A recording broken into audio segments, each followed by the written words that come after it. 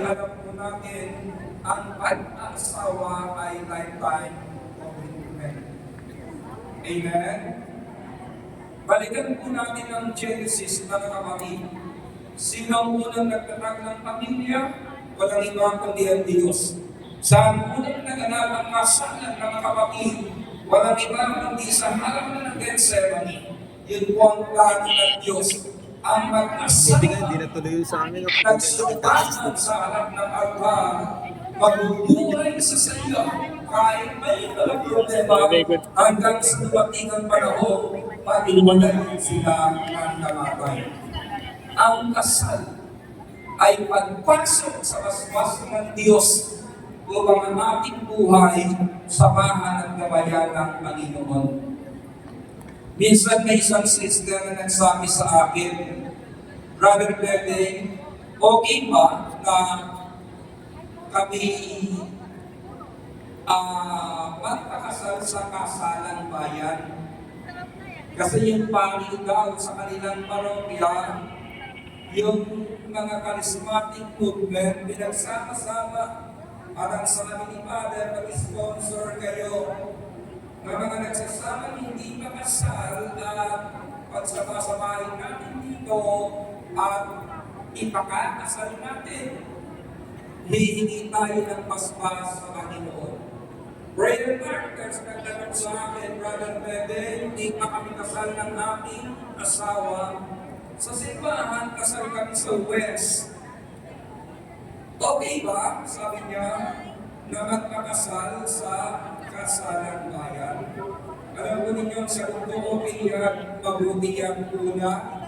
Marami kayong witness, maraming mananalangin na maging matatag ang inyong buhay pag-aasawa.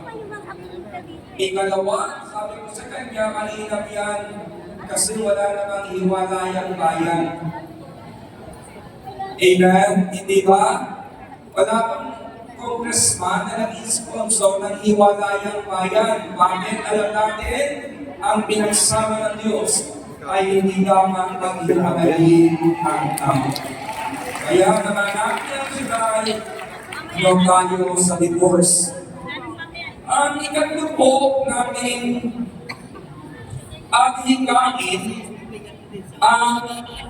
ang hikain ng kapatid ng pamilya mula ay para sa kaunlaran. Mga programang pangkabuhayan at servisyo publiko upang magabayan sa kakakitaan at kabuhayan ang bawat pamilyang Pilipino. Maglalaan ng sapat na pondo para magsagawa ng pagsasanay at matustusan ang teknolohiya na kailangan para sa mga pagsasanay. Alam mo ninyo, masipag lang tayo sa bansang Pilipinas, hindi tayo magugutom. Declaration na ng servant leader sa mga anak ni El Shaddai sa panahon ng kawalan.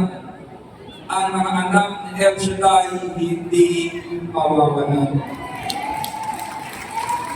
Kasi noon pa man, tinuturuan po tayo ng servant leader. Ano kanyang sinabi? Noon, kung wala tayong maluwang na lupain, pwede kayong kumuha ng paso ang paglagay ng lupa at pagtanim ng inyong pangangailangan sa pang-araw-araw na buhay. Pwede kang magtanim ng kamote, pwede kang magtanim ng ampalaya. Kaya po alam niyo mga kapatid, sa paligid po ng aming bahay, maliit lamang yung aming pwesto, yung aking may bahay, may mga pastor na kalyari dyan mga kapatid, at doon na lamang kami pumimitas ng pansahog sa ginsa at mga iba't ibang klaseng gulay. Kahit ng panahon ng pandemic, meron po kaming mapimitas at ang mahalaga mga kapatid, yun po ay sariwa pa.